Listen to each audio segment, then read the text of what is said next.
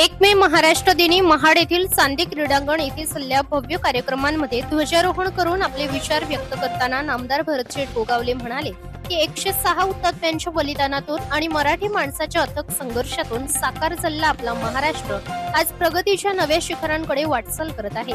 महाराष्ट्र दिन हा आपल्या अस्मितेचा, संस्कृतीचा, शौर्याचा आणि एकतेचा अभिमानाचा दिवस आहे। आज महाड येथील चांदी क्रीडांगण येथे ध्वजारोहण करून संयुक्त महाराष्ट्र चळवळीतील हुतात्म्यांच्या पवित्र स्मृतींना अभिवादन करण्याचा सन्मान लाभला। त्यामुळेच आपल्याला हे स्वाभिमानी राज्य मिळाले आहे।